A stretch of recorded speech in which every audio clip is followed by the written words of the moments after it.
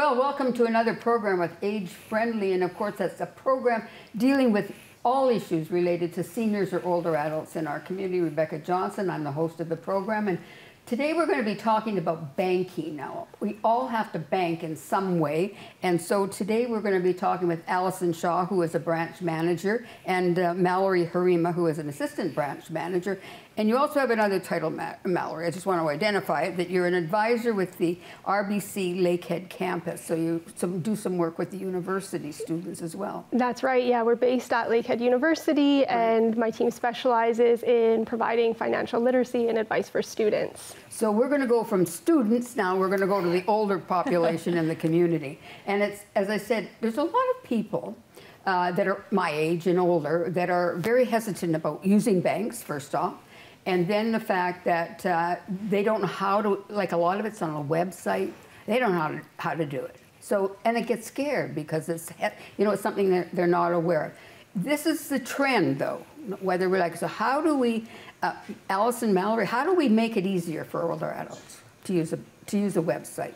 Yeah, absolutely. I can start with that and just speak to the fact that it is completely safe. And I know that that is something that gets in the way of people wanting to use it, is they think it's not secure, it's not safe, and they don't want to mess up. They don't want to make a mistake and not be able to fix it, lose money. That's a common concern as to why they don't. So for the people that are hesitant to use it, I would just suggest at RBC, we have advisors that you can come in and meet with, you can bring your device, and we can do it all with you together. And we often do that. So if they come into the bank and they just want to send an e-transfer, they don't feel comfortable doing it on their own, just know that you can come into the branch as many times as you want. We'll log in with you. We'll show you how to do it. And that's completely fine for whatever it takes to make you feel comfortable with it. So many people have a variety of devices, whether it's a computer, you know, big one, a laptop, you know, a handheld, whatever, a phone, that's all they've got. Can you use any of those? Yeah, absolutely, I can speak to that. So we have mobile devices, and with the mobile device, you're able to install the app. And from there, you can do all of your banking right from your phone. Additionally, we do have the website, so if you prefer to use something like a laptop or a desktop computer, you can log in and do the banking from there. Mal, I'm going to interject for a minute. When you talk about an app, what does that mean? Like, I'm really not really up on all of this, so what does that mean for me? So an app is short for application. Right. So depending on the device you have, it could be an iPhone or an Android, you're able to install certain applications for things that you might want to use. So some examples of those could be email apps, banking apps, music apps, television apps. It's a whole new language. Yeah. How do you assist somebody like me, or somebody that's sitting at home right now watching this and saying, I have no idea what she's talking about? How do you assist people like that? Yeah, so like Allison said, we invite you to bring your device in, and when you're there with us, we can actually help guide you through the process of adding that to your device, and then guiding you through the login process as well. Additionally, once you've logged in, there are some things that we can do to help secure your device and let RBC know that this is your phone. So it just makes it even more secure. Right, yeah. And that's, I think, probably one of the hardest things is to accept is it secure? And is it my money, which I might not have a lot of, is it going to be there? Somebody going to steal it?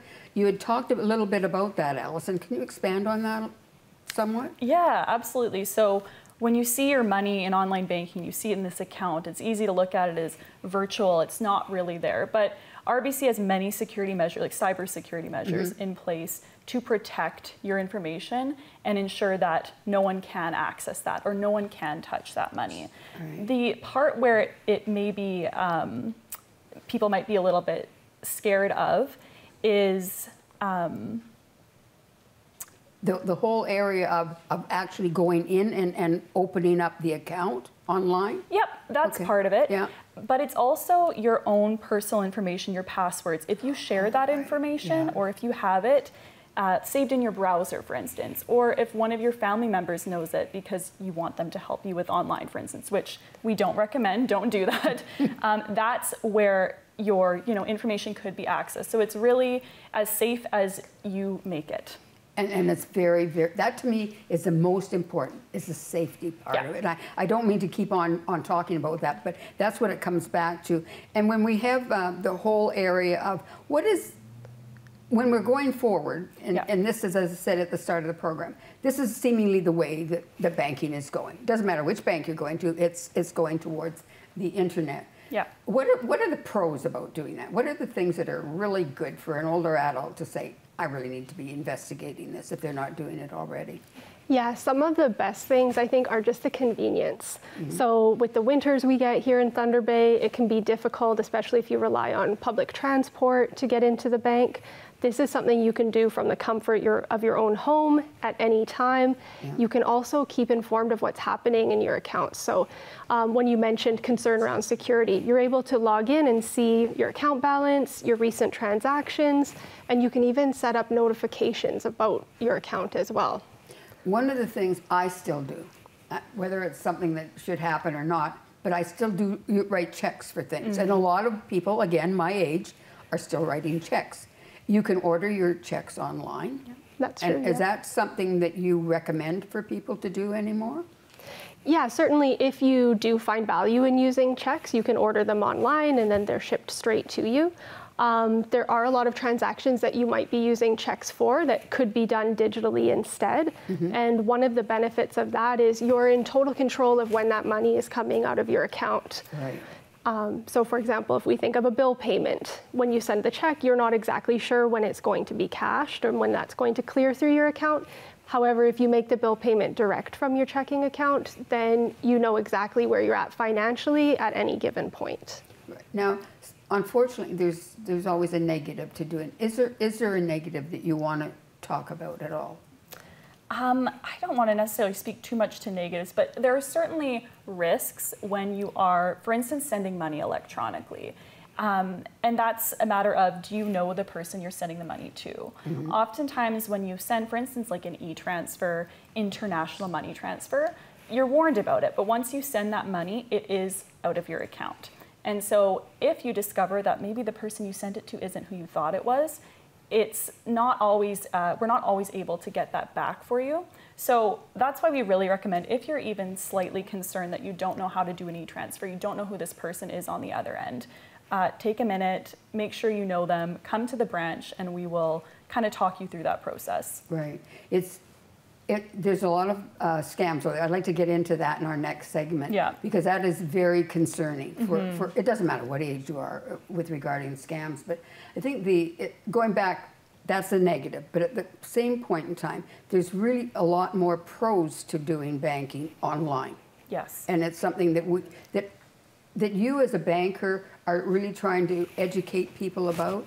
Do you do that when they come into the bank as well? Yeah, and say, are you doing this? Yeah, we often do that, and it's usually a client coming in to do a transaction that we know could be done in online. And so often we'll suggest right then and there, why don't we show you how to do this online? We understand you're in today, but let's go to the ATM. Let's log into your online. Let's do it together. Yeah, and it's repetitive. You have to do it over and over and over again so that you can really understand what you're doing, etc. Absolutely. Yeah.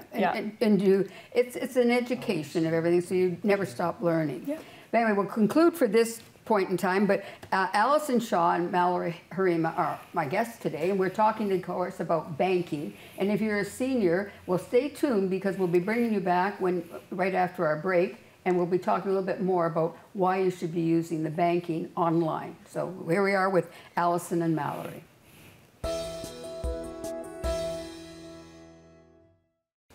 Well, welcome back to Age Friendly, and of course all issues related to the older adult in our community. And one of those, if you're listening today, is about banking. And we have Alison Shaw, who's a branch manager, and Mallory Harima, who's assistant branch manager, to talk to us about this. Now, one of the things we mentioned in the first segment was, of course, the whole issue about scams that are through the bank, because they remove money. Like, it's not the bank that you really challenge it, but your money is removed from your account, and that's scary for, doesn't matter what age you're at. But what can you talk to us about scams? Yeah, so scams, they come in many different forms, and they're definitely, scammers are getting more creative, we should say. It affects a small portion of clients, but those it does affect, it has quite the impact. So scammers can get to you in a number of ways. They can access your information by sending you a text where you click on a link. And I'm sure we've all got your Pure Later order is here, something along those lines. Right, yeah. And you click on that, and it sometimes takes you to a website that looks just like a real company, a legitimate company. And it prompts you to put in information. And you do, and then of course, that information is now in the hands of someone who can take advantage of that. So that's a common one. We get email scams, same type of thing. You click a link. And then there's also phone scams where it sounds like you're talking to someone that isn't really that person. And those are many different ways that they can target an individual. Right. One of the ones that are about, we had mentioned it in between our segments, is the grandparent scam. And that is significant as to what happens and the amount of money that is removed from older adults' bank accounts. Yeah, and that is an interesting one, because these scammers, what they're doing is oftentimes they're using some sort of artificial intelligence to mimic the voice of a loved one. How they do that, I do not know, right? But it'll sound like your grandchild is calling you, and they're in distress, they're in trouble, and they need money urgently, but they don't want to go to their parents, so that's why they're going to you. Right. And that's a common thing that's said in order to put pressure on the other person on the line, and they request cash, and sometimes it says bail, for instance. And then they come take the cash and go back to where they came from. It's really nothing to do, as I said, about the actual banking. Exactly. But it's what is happening, and we need to be aware of that. Yeah, So absolutely. if you're doing banking online, you can go in and check your account to see if in fact money is being removed that shouldn't be going out. And that's an important part of protecting your money, and that's an important part of being able to bank digitally too, because if you're only looking at your monthly statements, you're kind of missing all the information in between, the daily updates of what's happening. Whereas in the mobile banking, you can see transactions as they happen and report right away if something looks unusual. All right, who wants to talk about paying bills online? I can do that. Know that. Yeah. That's one of the things, to me, is a real advantage. When you mentioned earlier, Mallory, of the fact that in the middle of the winter, I don't want to go out, so how can I pay my bills? Absolutely. So you're able to pay bills for a number of big companies. So usually they actually have the instructions right on the bill as to how you could pay that online.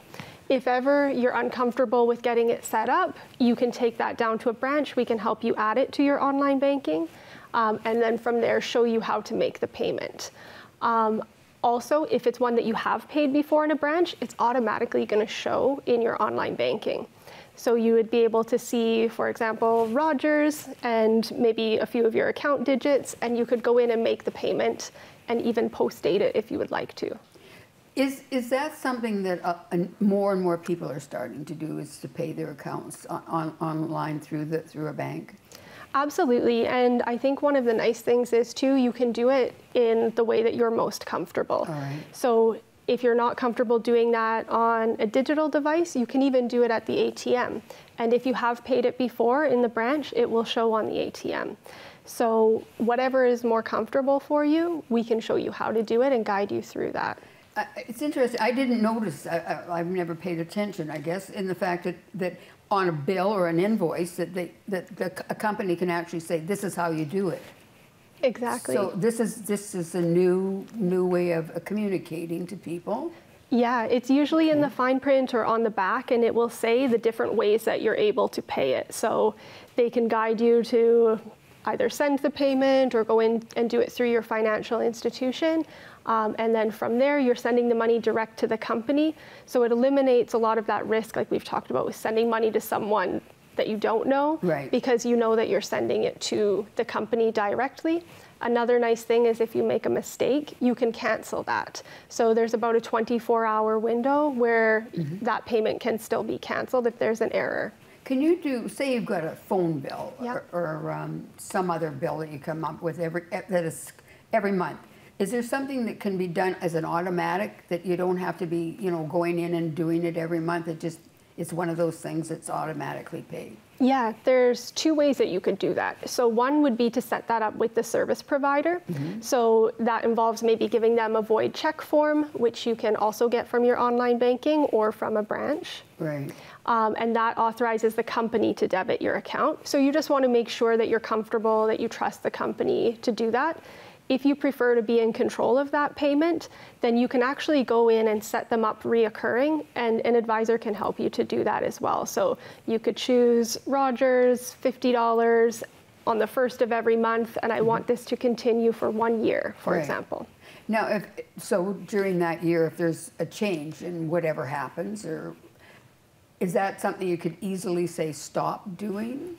Yeah, it would be very quick to stop that. So you would want to just be aware that it's something that needs to be stopped. And then from there, you can always edit or cancel it. Yeah, it's not something that just automatic. You got to tell somebody and make that happen. Do you need to have anybody go in with you as an older adult to either check it off or make sure it's being done right? Can you do this all by yourself, or how does that happen? I would say that it's definitely something that you can do by yourself, but it's about what you're comfortable with too. Yeah. So we invite you to come in anytime if you're ever unsure. If you just want to have a tutorial or just a reminder of how to do something, or even if you just want to say, have I done this correctly, and get that extra kind of bit of confidence with it, then that's something that you can certainly do. And it's easy. I mean, it's relatively easy. It's just doing it over and over again, and then you become very acceptable to it and very at ease with it. Exactly, yeah. When people come in, does it take a long time to teach them and learn, for me to learn all of this? Or is this going to be something you're going to have to spend an hour or so at doing it? I would say we can do it in quick interactions, but with that said, you'd be welcome to come back and try it again. Right. I think that's more effective than sort of like a really long, intensive session. So, yeah. And you have to make it so that people feel really comfortable with whatever they're doing online. Is it good if they can bring their own equipment? Certainly. Okay, so if I have a laptop or I'm using my phone or whatever, that would be, I should bring that with me? Yeah, I would suggest so. We see a lot of clients come in and they say, you know, I cannot figure out how to log in. Right. And we use our computer, and of course it works when we're there. Yeah. And so sometimes it's just a matter of maybe they don't actually know how to get to the website. Maybe it's something along those lines. So we want to make sure you're comfortable using the device that you would use for that going forward. So unless you've got a computer that's sitting on a desk, you can bring your laptop or whatever else. It's easy to bring along with you. And then we can go from there. Well, it's very interesting, all these different facets of it. So we're going to finish off our segment right now. And of course, Alison Shaw and Mallory Harima, our guests. And we're going to be talking in the next segment about some of the benefits and some of the savings and all the rest of it that you can. And we were talking about banking for older adults here in our community. And hopefully it's something that you're thinking about doing if you're not already doing it. And for those that are already working through the bank online, that you get some ideas of maybe some new ways of doing that. So stay tuned. Well, here we are back with Age Friendly, and we're talking about banking. And if you're an adult, an older adult in our community, you might want to know exactly how safe it is. And I'm saying, Alison Shaw and Mallory Harima, it is safe, and that's really, really important for people. One of the things that we haven't talked about, if people bring their own devices, we mentioned that in the last segment, what do they need to bring, and what is it that they're going to do with that? So they could bring their device of choice. That could be an iPad, a laptop, or a mobile phone. And one of the real benefits of that is we can help you log into that device, but then also set it as your trusted device. So at RBC, we have that option, and that basically lets our system know this is the device that I use for my banking. And so if there is a login from a different device, a new device, for example, it's going to have a second level of security, and it's also going to notify you on your device. So that becomes my personal whatever set up for my bank account, and no one else can use that. It's got to go through that device, whether it's a laptop or etc. that is a very good thing. So somebody else can have my numbers, but they can't use it if they're using their own computer. Yeah, and you're going to get a notification to your phone if anyone has tried to log in. Right. So at that point, you could go into your bank with your device, and we would be able to help you reset everything. One of the things that sometimes happens, maybe it's a scam, is it goes back that you'll get an email from a bank and they will say, this is what you should be doing, and you're thinking, well, I should be doing this for whatever that happens to be. But it's not, it's really a scam. Yeah, and again, that's a common one, and then it'll be a link, and it will take you to what looks like RBC and prompt you to enter your information. And you'll see, sometimes it's a text, you've got an unauthorized transaction. That's a common alert that you'll get that scammers often use. But if the bank is contacting you, like sometimes you'll get marketing emails, but you'll never be asked to provide personal information through a text or an email. Right. And if you are, take a step back. And it's better, probably we could say that it's better to not do something than to go ahead and do something, or contact your bank as well. Absolutely. Now, if you had a search bar, you were talking about in between our program here about a search bar. What are we doing with that? So the mobile app has a function that allows you to search in a specific topic. It could be, how do I pay a bill? How do I send an e-transfer? Where do I go to check my statements? And the app will actually take you step by step to do that. It'll know what you searched in, and then it will take you to that. So you don't have to fumble around trying to figure out what the path is to get to what you want to do. So that's helpful, especially if you don't have a bank that you can go into at the time or someone to help you with it. Right. Now, picking up on that, if you were transferring money, we've talked about transferring money to and paying a bill, but if I wanted to give some of my money to one of my grandchildren, not the grandparent scam, but just actually give them, and they said, Grandma, can you just transfer it to my account? How can I do that easily? Like, this is legit this time. Yeah, very easily. So all you need from them is either their email or their phone number. All right. And then in the app, you're able to send a certain amount of money. You enter their information, and sometimes you're prompted to make a security question. And that person on the other end, it should be something that only they can answer. So it's very quick. It can go, super quickly. And then the other option you have is sometimes you'll see you're not prompted to make a security question. And that's because the individual on the other end has set up their account for what we call auto deposit, meaning that if they get an e-transfer, it goes right into their account. All right. Yeah. It can be done. Number of older adults like to order offline. I know that that's happening more, but there's a number that are saying, I'm scared to do that because then somebody is going to have all my information, and I'm not buying anything online. But that's a way of we're moving towards that more and more. Is that safe to do? Yeah, it's safe, but there's some things you need to look at on that website. There's some red flags you want to look for. Look for the logo that's used. Is it blurry? Does it seem like a legitimate site? How did you hear about this website? That's another way, right? You'll sometimes see things advertised for $2 that are not $2. Right. Does the price make sense for what this is? So online shopping is safe, I would say, but obviously that is a way that scammers can get to people too. So be aware of those security measures to look for on a site before you provide your information. And how do I know that a logo is blurry or so? I don't know that. How do I know that? Well, that's one of the things you can look at, but it's not the only defining factor. Right. Sometimes it's very obvious that something was cut and pasted, and then sometimes it's not so much, but you can usually find out in other ways, even the grammar that's used. Is it grammatically correct? Surely if this is a big company, they're going to have someone reviewing the wording on it. That's another thing you can look at. To me, it goes back to what we said earlier, is the fact that if you're in doubt, just don't do it. Yeah. That's the easiest thing. It's just not being doing. I think you're interested. Comment about if you're looking to buy a new dress, for example, for $2, you're not going to really find that. Yeah. So you have to question that. Exactly. Is there anything that you feel, ladies, that we should be telling our audience about the banking? That it's safe, it can be done, go into the bank, and you will help them, and all the rest of it. Are there things that you think that we need to make sure that they know about? Beyond just digital and being able to use mobile and online banking, I would also say that the bank is a really great place to go if you have questions about anything, whether it's a relevant topic like retirement or estate planning or something along those lines, power of attorney, for instance. Right.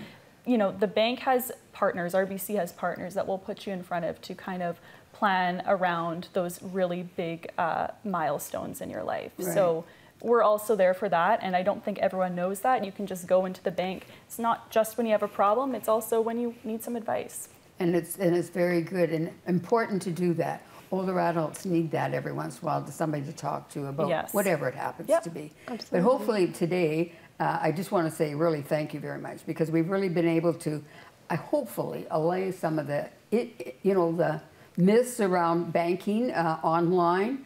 I think at some point, I think I mentioned this to you, is the fact that we're not even going to have money. So we're going to have to learn how to do all of this, whether we want to or not. Yeah, exactly. It's moving that way. And so I thank you very much.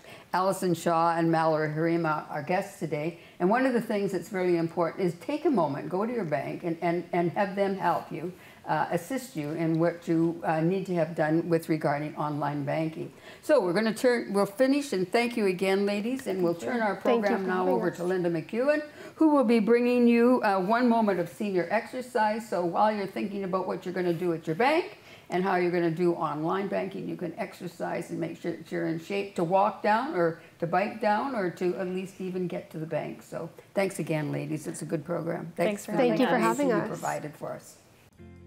Hi, I'm Linda DePiro. So today let's get moving in a sagittal plane of motion with these few variations that I think you would like to incorporate into your walk or just into your household routine.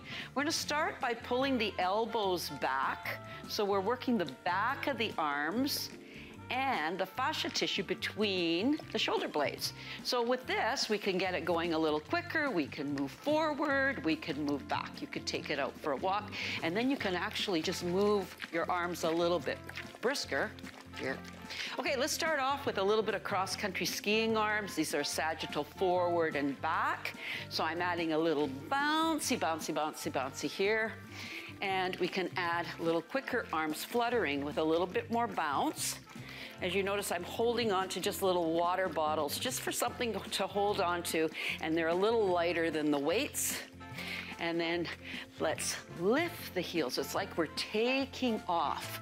A little bit bigger movement, and take a deep breath, inhale and exhale as we're moving here. Okay, I have a little chair here for balance. So I want you to follow me. We can shift forward into the lunge. We're gonna shift back and lift. Shift forward, bring it together. Other side, shift forward, lift, forward, together. Once you get a little bit better with this, you can add your arm. Shift, shift, forward, return. Again, shift, shift, forward, return. Let's do 2 more. And I am just showing you some reps here, and I hope that you can add more on as you progress with the exercise. So we want to move in 3 planes of motion every day. This is a sagittal movement. Motion is lotion, and as we age, we want to keep that going. See you next time.